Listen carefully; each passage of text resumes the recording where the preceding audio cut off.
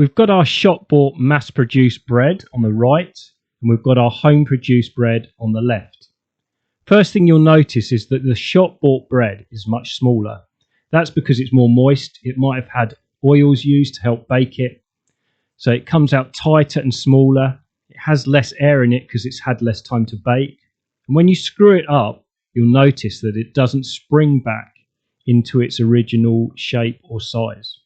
However, if you take the home-bought bread, you'll notice it's lighter and fluffier right from the start. It breaks up much easier. And when you screw it up, see the difference when you let it go. It springs back into shape. And this is ironic because shop-bought bread sometimes has an ingredient that allows elasticity, but you'll see it's much more elastic, much lighter with the normal bread. And this is because in the mass-produced bread factories, you've got a short space of time to bake the bread as quick as possible, and you're going to use agents to hold it together. So your loaf might be bleached, and what that means is in industrial white flour, sometimes they remove the germ from the flour, which prevents the bread going off as quickly. Now, I don't know why you would take germ out of bread in the first place. It's the small nutritious centre of the wheat kernel. Some manufacturers take it out to increase the shelf life of the bread, but then they put additives back in to replace the nutrition that you've just taken out. Now, let's just be clear. What you'll generally find with foods is that the ones that have a shorter shelf life have more natural ingredients, and that's why they don't last as long. And of course, there's always a balance to play, but it seems absolutely bonkers to me that you take out one of the most nutritious parts of the bread to then put additives back in. In some breads, you'll find oil and fat. The oil basically makes the dough more malleable, or it increases the elasticity, and it can increase the moisture of the bread as well. Now, you don't actually have to use oil to make homemade bread. You do use a bit of butter to bind it, but you don't need the oil. Some bakers will claim that you need virgin olive oil to make the texture softer on certain breads, but other bakers will tell you that if you use a flour that's high in protein, you'll get a softer texture from that anyway. Sometimes you'll find calcium sulfate as an ingredient in bread, and that is simply put in to improve the elasticity of the dough. Well, is this really the case? We saw with the home-baked bread that the elasticity of it was much better just because it had had longer to bake. Cellulose is an interesting ingredient in bread. What it basically does is it surrounds water droplets and holds them in place to add bulk to the bread. It's also a source of fibre.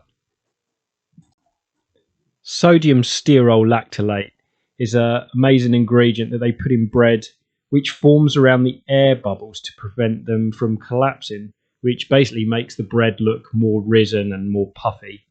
And it's also put in to prevent oil pockets. And in terms of making bread look risen, the best thing you can do is to bake it for the time that is set. Even if you make it homemade, where you can make a quick loaf in 1 hour and 55 minutes, you'll notice that it doesn't rise quite as much. Whereas if you bake it for 4 or 5 hours, it rises as much as you like. Mono and diglycerides are used as emulsifiers in baking products, so they improve the volume of the loaf and they create a softer crumb. L-cysteine is sometimes put in bread. It's an amino acid and it increases the elasticity in the dough and the bread by working on the proteins.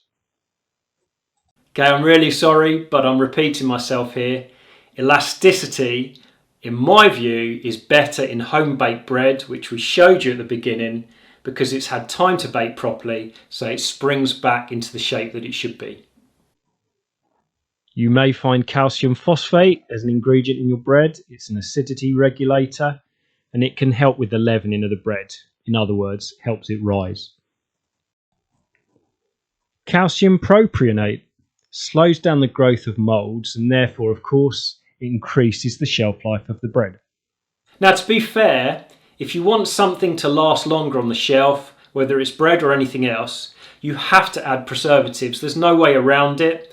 I've tried making drinks and foods in the past, and they only have a certain shelf life if they've got more natural ingredients. So you've got to get the balance. You've got to get the balance between what you can make at home, what you've got time to do, and how long you want something to last.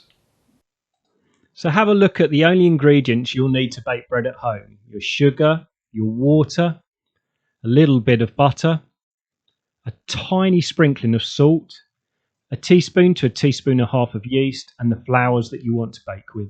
Well, I hope I've convinced you to start making some bread at home.